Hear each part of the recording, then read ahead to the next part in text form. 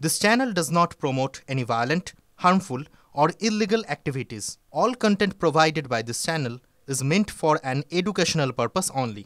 Top quality और consistent performance के लिए सिर्फ सिल्वर पंप नाम याद रखना। নমস্কার, আরো একবার স্বাগত আপনাকে টিভি9 বাংলায়। সকাল 10টা মানে টিভি9 বাংলায় এখন সময় দমদার 10-এর, আর আমি দীপ রয়েছি আপনার সঙ্গে। আর শুরুতেই যে বড় খবর এই মুহূর্তে নজর রাখতেই হচ্ছে, সরকারি সার্ভার ব্যবহার করে আধার জালিয়াতির পর্দাফাঁস। বীরভূমের আধার সেন্টারে চলছিল বিরাটি থেকে। আরো একবার জানিয়ে রাখি আপনাদের, সরকারি সার্ভার ব্যবহার করে আধার জালিয়াতি, তার পর্দাফাঁস। বীরভূমে আধার সেন্টার চলছিল বিরাটি থেকে। কেন, কি হচ্ছিল এখানে? এখানে বাংলাদেশি অনুপ্রবেশকারীদের জন্য আধার কার্ড তৈরি হচ্ছিল।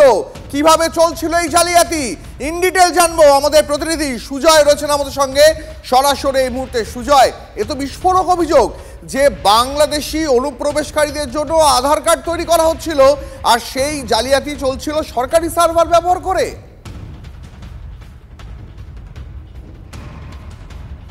দীপ, দেখো, জাল আধার কার্ড তৈরির চক্র নতুন কিছু নয়। এই রাজ্যে একাধিক চক্র গ্রেফতার হয়েছে যেখানে তারা জাল আধার কার্ড তৈরি করছিল, কিন্তু এক্ষেত্রে বেঙ্গল এসটিএফ যে চক্রটিকে গ্রেফতার করেছে সম্প্রতি, সেই চক্রটি করতে একটা অভিনব কাজ। তারা আসল আধার যে সেন্টার, সেই আসল আধার সেন্টারের আড়ালে ওই আধার সেন্টারের যে পদ্ধতি বা সিস্টেম, সেটাকে ব্যবহার করেই আসল আধার তৈরি করছিল। কিভাবে করছিল তোমাকে একটু বোঝাই। যে সরকার বা ইউআইডিএআই যারা এই আধারের সমস্ত ব্যবস্থাপনাকে নিয়ন্ত্রণ করে, তারা যে সমস্ত প্রত্যন্ত এলাকায় আধার সেন্টারগুলোকে যারা অনুমোদন দেয়, তারা সেই আধার সেন্টারের একটি ল্যাপটপের সঙ্গে সেই ল্যাপটপের যে ম্যাক অ্যাড্রেস, সেটাকে ইউআইডিআইয়ের সঙ্গে নথিভুক্ত করে। ল্যাপটপের ম্যাক অ্যাড্রেস ছাড়াও সেই আধার সেন্টারের যে অবস্থান, অর্থাৎ ল্যাটিটিউড লংটিটিউড, একদম নিখুঁত অবস্থান, সেটা তাদের সার্ভারের সঙ্গে কানেক্ট করা থাকে। এবং একই সঙ্গে যিনি অপারেট করবেন, ডেটা এন্ট্রি অপারেটর, তারও ফিঙ্গারপ্রিন্ট ম্যাচ করানো থাকে। অর্থাৎ ওই ল্যাপটপ, ওই অবস্থান এবং ওই ডেটা এন্ট্রি অপারেটর ছাড়া অন্য কোনো জায়গা থেকে বৈধ আধার কার্ড করা যাবে না। অর্থাৎ ইউআইডিআই এর মাধ্যমে যে আধার হয়, সেটা করা যাবে না, এটাই পদ্ধতি। কিন্তু এক্ষেত্রে কি করেছিল এই চক্রটি, ওই যে ল্যাপটপটা, যে নির্দিষ্ট ল্যাপটপটা স্বীকৃত ছিল ইউআইডিআই মারফত, সেই ল্যাপটপের যে ম্যাক অ্যাড্রেস, সেটাকে মাস্ক করেছিল, অর্থাৎ ম্যাক অ্যাড্রেসটাকে ঢেকে দিয়েছিল। এবং ওখানে একটি জিপিএস মেশিন বসানো হয়েছিল। জিপিএস মেশিনের মাধ্যমে তার লোকেশন চেঞ্জ করা হয়েছিল। বীরভূমের একটি লোকেশনে সেই সরকার স্বীকৃতি দিয়েছিল যে সেই লোকেশন থেকেই তারা কাজটি করতে পারবে, আধারের কাজটি করতে পারবে। কিন্তু হচ্ছিল কোথা থেকে?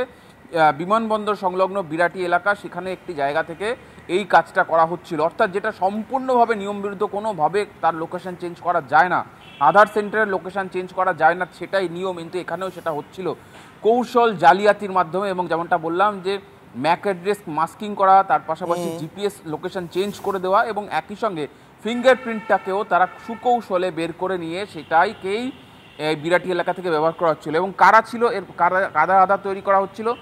গোয়েন্দারা মনে করছেন বাংলাদেশ থেকে যারা বেআইনি পথে এসেছিল, তাদের থেকে মোটা টাকার বিনিময়ে তাদের বৈধ আধার কার্ড বানিয়ে দেওয়া হচ্ছিল। তাদের রেসিডেন্সিয়াল সার্টিফিকেট কিংবা বার্থ সার্টিফিকেট, সেটাও জাল, সেই নথির ভিত্তিতেই আধার কার্ড তৈরি করে দেওয়া হচ্ছিল। সুতরাং এখনও পর্যন্ত কতজনের এই ধরনের আধার কার্ড তৈরি করে দেওয়া হয়েছে এবং চক্রটা কীভাবে অপারেট করছিল, সেটা জানার চেষ্টা করছেন গোয়েন্দারা। এবং এই চক্রে একজন রয়েছে যার বাড়ি উত্তরপ্রদেশে, একজন রয়েছে যার নামে এই আধার সেন্টার রেজিস্টার্ড রয়েছে। তার কারণ আধার সেন্টার করতে গেলে যেহেতু সরকার স্বীকৃত হয়, ইউআইডিআই কর্তৃপক্ষ দ্বারা স্বীকৃত হয়, সেজন্য যে কোনো একজনের নামে সেই আধার সেন্টার নথিভুক্ত থাকে কেন্দ্রীয় সরকারের কাছে বা ইউআইডিআই কর্তৃপক্ষের কাছে। সেই ব্যক্তিও এই চক্রের সঙ্গে যুক্ত এবং তারই অনুমোদনে এই সমস্ত জালিয়াতির কারবার চলেছে। অর্থাৎ ল্যাপটপটিকে তারা মাস্কিং করেছে, ল্যাপটপের ম্যাক অ্যাড্রেস তারা লোকেশন চেঞ্জ করেছে, এবং আধার কর্তৃপক্ষ কি দেখছে যে না, বীরভূমে সেই লোকেশন থেকে আধার আপডেট হচ্ছে, কিন্তু আসলে কাজটা চালানো হচ্ছে একেবারে বিরাটি থেকে। কতটা দূরত্ব তুমি ভাবতে পারো, যেটা কোনোভাবেই সম্ভব নয়। কিন্তু তারপরেও সরকারি যে সার্ভার, সেখানে এই বাংলাদেশি বা সন্দেহভাজন বাংলাদেশি বা এই ধরনের ভুয়ো পদ্ধতির মাধ্যমে আধার কার্ড তৈরি করা হচ্ছিল। অবশ্যই এই প্রথম, এ রাজ্যে এরকম প্রথম একটা চক্র ধরা পড়লো যেখানে জাল আধার নয়, আসল আধারই তৈরি করা হচ্ছে, কিন্তু আধার সেন্টারের জালিয়াতির মাধ্যমে তৈরি করা হচ্ছিল। অবশ্যই এটা বেঙ্গল এসটিএফের একটা বড়সড় সাফল্য। এবং এই চক্রে উত্তরপ্রদেশ এবং যার নামে আধার সেন্টার রয়েছিল, তাদেরকে এখনো গ্রেফতার করা সম্ভব হয়নি। তাদেরকেও গ্রেফতার করার চেষ্টা চালাচ্ছেন গোয়েন্দারা। যে দুজন গ্রেফতার করা হয়েছে তাদেরকে জেরা করে এই তথ্য সামনে এসেছে, এবং এই তথ্য কিন্তু রীতিমতো গোয়েন্দার এবং কেন্দ্রীয় গোয়েন্দাদের চোখ কপালে তোলার মতো, তার কারণ একজন একেবারে সুজয় আমাদের সঙ্গে থাকো। এখনো পর্যন্ত এসটিএফ এর জালে দুজন, এবার যে দুজনকে এসটিএফ এখনো পর্যন্ত জালে তুলতে পেরেছে তাদের পরিজনেরা তারা কি বলছেন শোনাই আপনাদের।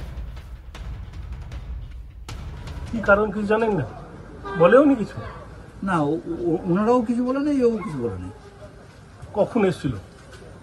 11টা পরে, রাত্রে 11টার সময়। কারা এসেছিল? ওনারা বললেন আমরা এসটিএফ এর লোক। এসটিএফ লোক? হঠাৎ করে কি কারণ কিছু বলেনি? না, আমাদের কিছু বললো আমরা এসটিএফ এর লোক, আমরা দুর্গাপুর নিয়েছি। অনলাইনে কিছু একটা কাজ, আধার কার্ড সংশোধন এইসব করতো নাকি? হ্যাঁ, বোধহয় অনলাইনে কিছু একটা কাজ করতে হবে। কোথায় করতো এটা? করতে হবে বোধহয় গ্রামে করতে, কোনো জায়গায় এখানে পাড়াতে ঘরে দিক সেদিক করে করতে। দোকান রয়েছে তো নাকি এখানে? না, ওর নিজস্ব দোকান নাই।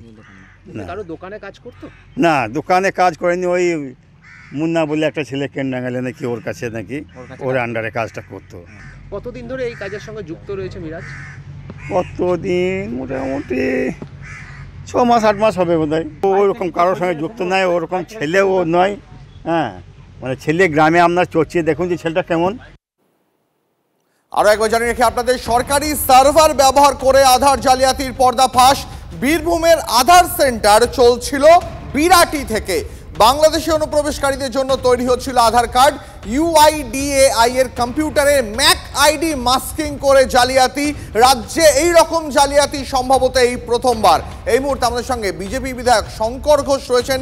শঙ্করবাবু, আপনি তো শুনলেন, দেখলেন গোটা বিষয়টা, কি বলবেন? রাজ্যে বেনজির দুর্নীতির পর্দাফাঁস। দেখুন, রাজ্যের বেনজির দুর্নীতি নয়, মমতা ব্যানার্জির মিথ্যাচার ফাঁস। বারংবার করে আমরা যে কথা বলেছি যে মমতা ব্যানার্জি এই যে বাঙালিদের জন্য কান্না, এই কান্না, এই কুমিরের কান্না, এটা আসলে বাংলাদেশি অনুপ্রবেশকারী রোহিঙ্গাদের জন্য কান্না। আপনারা দেখেছেন মধ্যপ্রদেশের পলাশ অধিকারী, শেখ মঈনুদ্দিন কি করে পলাশ অধিকারী হয়ে যায়। এই আধার কার্ড জালিয়াতি থেকেই এই সমস্ত কিছু শুরু হয়। আমার তো ব্যক্তিগতভাবে মনে হয় যে রাজ্যটা জালিয়াতিতে ভরে গেছে এবং তৃণমূল কংগ্রেস তার দিক নির্দেশক হিসাবে কাজ করছে।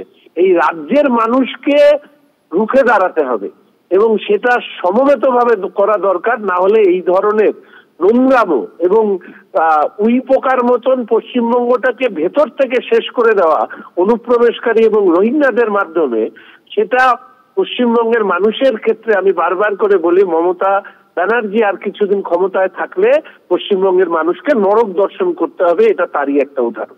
ধন্যবাদ আপনাকে। সাইবার এক্সপার্ট সাম্যজিৎ, তার সঙ্গে কথা বলেছিলাম আমরা, তিনি কি জানিয়েছেন শোনাবো আপনাদের। সাম্যজিৎ মুখোপাধ্যায়ের প্রতিক্রিয়া।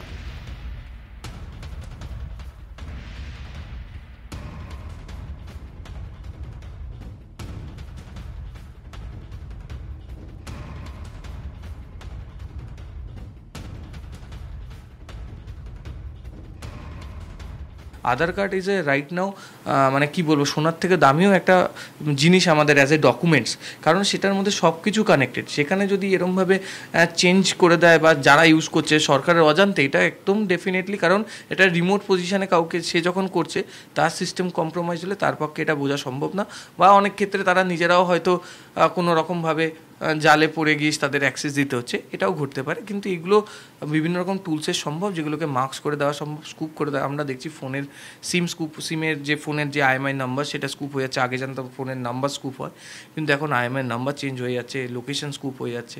তো এগুলো পসিবল, এগুলোর পিছনে সিকিউরিটি অডিট দরকার, এবং যাদেরকে অথরিটি দেওয়া হচ্ছে তাদেরকে ডেলি বেসিসে তাদের সিস্টেম অডিট, বা এগুলো যেহেতু একটা ক্রুশিয়াল সার্ভারের সাথে কানেক্টেড, তাদের প্রপারলি যে আমাদের সেন্ট্রাল গভর্নমেন্টের যে অথরিটি রয়েছে, সার্টিনের গাইডলাইন অনুযায়ী তাদের যে প্রপারলি অডিট করা উচিত, সিকিউরিটি অডিট বা এথিক্যাল হ্যাকারসদের দিয়ে সেটা চেকিং করা।